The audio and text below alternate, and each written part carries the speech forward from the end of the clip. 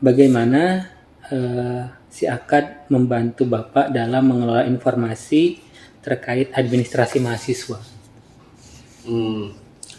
Eh, si akad itu kan informasi sistem informasi ya, jadi lebih cepat kan.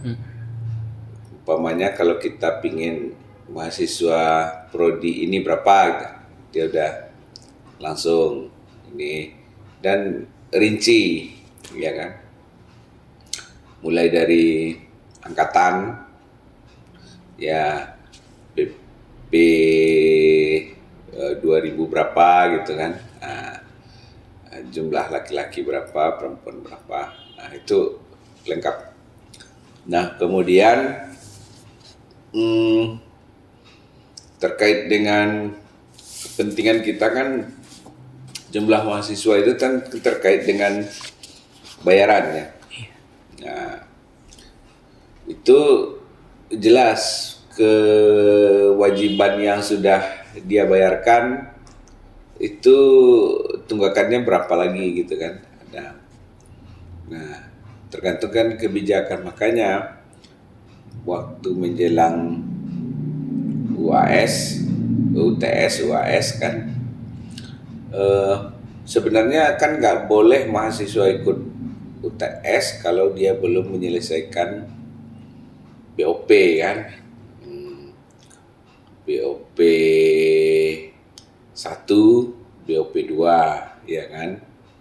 Nah, kalau dia di angkatan pertama kan BOP 1 kalau dia UTS. Nah, kalau UAS nanti dia BOP 2. Tetapi kan ada kebijakan-kebijakan last minute ya. Kan kita kadang-kadang kan persoalan tega dan tidak tega ya. Sebenarnya kalau by system ya begitu. Kalau dia tidak bisa menyelesaikan itu tidak bisa ikut UTS atau UAS.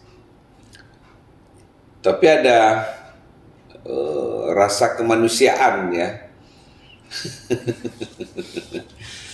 Kan motivasi mahasiswanya kan down ya, tatkala dia tidak bisa ikut UTS.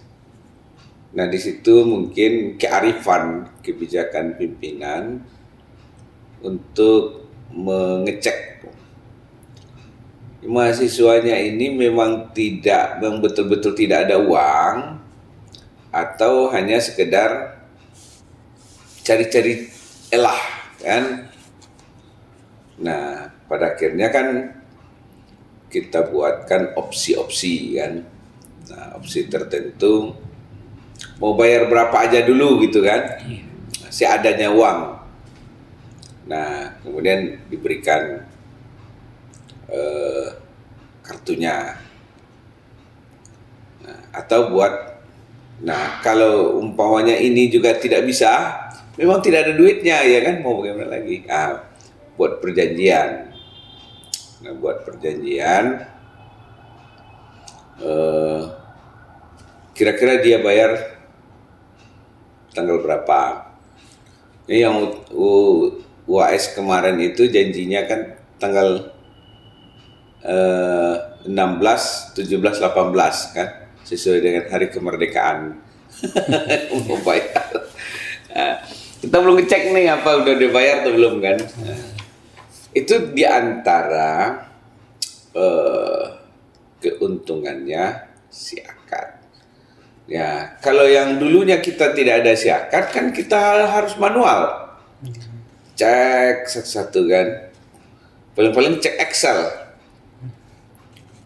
Nah, peluang kemungkinan kesalahannya tinggi. Ada yang sudah ngaku bayar tapi sebenarnya dia belum bayar. Ada yang sudah bayar tapi yang catatnya lupa. Nah, yang banyak itu lupa-lupa ini kan, apa dilupa-lupain atau gimana kan? Ini yang banyak. Nah, sehingga terjadi kesalahan pencatatan kan,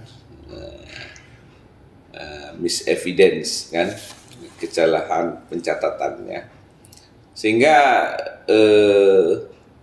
ada beberapa pihak yang dirugikan, bisa mahasiswa yang dirugikan, nah bisa juga lembaga yang dirugikan, ya kan. Mahasiswa sebenarnya belum bayar, tapi dia mengaku sudah bayar, kan artinya lembaga yang dirugikan. Ada juga mahasiswa yang dirugikan, mahasiswanya sudah bayar tapi belum tercatat. Bisa jadi yang nyatatnya lupa, ya kan? Kan lembaga yang rugi, mahasiswa rugi kan? Iya. Atau mungkin yang catatnya lupa masuk ke lembaga, mahasiswanya rugi kan? Mahasiswanya rugi. Jadi justru itu siakat satu diantaranya adalah memudahkan kita untuk melakukan pelayanan, ya. Kan esensi administrasi itu kan pelayanan. Disiakat instrumen yang memberikan kemudahan dan mempercepat kita dalam melakukan pelayanan dan menefektivitaskan juga. Kan nggak perlu lagi pakai kertas, nggak perlu pakai apa, jadi sudah paperless, ya kan? Dan kemudian informasinya up to date, kan? Hari ini itu diantara kemudahan siakat. Cuman ada beberapa mahasiswa, terutama kan kita ada mahasiswa yang tua-tua ya, yang terutama yang PAUD ya, yang sudah tua-tua. Mereka kan tidak familiar dengan hal yang namanya siakat itu. Nah, saya aja kan bagian daripada dosen yang kolonial ya, yang tidak milenial lagi kan. Juga kadang-kadang tidak familiar juga dengan hal-hal yang, tapi bagi generasi-generasi milenial, generasi Z, ya kan, ini sebuah keharusan. Malah kalau kita tidak nanti mengadopsi, melakukan inovasi hal-hal yang bersifat teknologi informasi, lembaga kita itu akan tertinggal. Tidak akan diperhatikan orang dan tidak juga akan diminati orang. Mana ada sekarang ini sekolah atau lembaga-lembaga pendidikan lagi yang masih menggunakan layanan konvensional? Nggak ada. Cuman kita juga jangan terlena dengan hal-hal yang bersifat teknologi informasi. Kita juga harus punya back data. Jadi back data, andaikan. Jadi itulah gunanya mitigasi pelayanan. Jadi mitigasi sistem mitigasi. Sistem ada, tetapi kita harus punya mitigasi untuk melakukan antisipasi kalau terjadi sebuah kedaruratan. Nah, itu yang harus dilakukan oleh para pengelola IT itu. Dia harus melakukan sistem mitigasi sedini mungkin. Jangan dulu sudah terjadi bencana baru dilakukan mitigasi. Sebelum bencananya itu kita sudah mitigasi. Ya kan? Karena ini kan ada di maya, jadi datanya itu ada di atmosfer ini, ya kan nggak bisa diambil ditangkap satu-satu kan. Nah justru itu kita harus backup data ini dengan sebaik mungkin, sekomplit mungkin, sehingga kalau terjadi error sistem kita sudah punya backupnya. Jadi no problem kalau terjadi error sistem, karena kita sudah punya sistem backup yang efektif itu.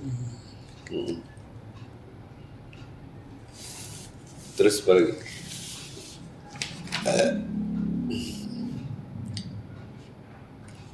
Mungkin langsung pertanyaan terakhir ya Pak, karena memang sudah terjawab juga pertanyaan-pertanyaan berikutnya tadi oleh Bapak. Apakah ada aspek dalam si akad ini yang menurut Bapak perlu untuk diperbaiki dalam meningkatkan pengelolaan keuangan di... Oh banyak sekali, ya kan. Selama ini kan kita baru pengelolaan keuangannya itu dengan sistem siakat. Nah, saya itu sudah berencana dan sudah menyerukan sebenarnya kepada seluruh perguruan tinggi Muhammadiyah Indonesia itu membuat sebuah sistem informasi tunggal Muhammadiyah. Jangan bergabung dengan siakat, ngapain? Ini kan sistem orang. Kita buat sistem sendiri. Nah, kalau perlu orang yang non Muhammadiyahnya diajak ke sistem kita itu sehingga bisnis kita jalan. Jangan kita bayar sistem orang gitu. Itu inovasi yang akan dilakukan itu. Jadi PTM Muhammadiyah itu seluruh Indonesia itu punya sebuah sistem informasi Muhammadiyah.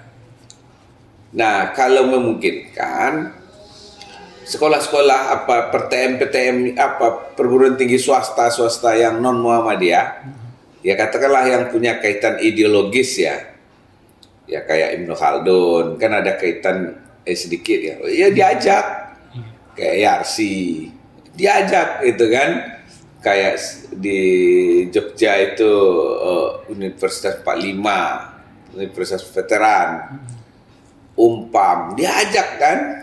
Itu kan semuanya kan orang Muhammadiyah yang mendirikan. Ya kayak Universitas Veteran Juang 45 itu kan yang dirikan orang Muhammadiyah. Umpam itu yang dirikan orang Muhammadiyah. Ibnu Khaldun itu orang dirikan orang Muhammadiyah juga. Yarsi orang Muhammadiyah juga kan. Jayabaya itu orang Muhammadiyah juga. Yai itu orang Muhammadiyah juga. Nah, mungkin Pakuan juga orang Muhammadiyah juga itu kan. Diajak aja mereka rame-rame dalam sistem kita kan. Dikelola oleh anak-anak Muhammadiyah yang jago-jago IT itu kan. Wah, itu lebih besar itu. Kalau bisa nanti dua aja, sistem swasta dan sistem negeri gitu kan. Karena ini efektif kan, sangat akuntabel, iya kan? Insyaallah. Alhamdulillah. Pak, Iya, sangat akuntabel, cocok gitu. Masa Muhammadiyah ikut si akad, ya kan? Buat sistem sendiri kan? Itu ininya. Catatan saya gitu kan. Ya sistem kita jangan, sistem itu kan sifatnya kan robotik kan. Robot itu kan tidak punya kebijakan. Nah, kebijakan itu ada pada pimpinan. Pimpinan itu diangkat kan supaya dia bisa melakukan kebijakan kan. Yang humanis, ya, yang toleran, yang manusia, yang inilah yang Islamis, ya kan. Kalau sistem kan berjalan ini, nah itu.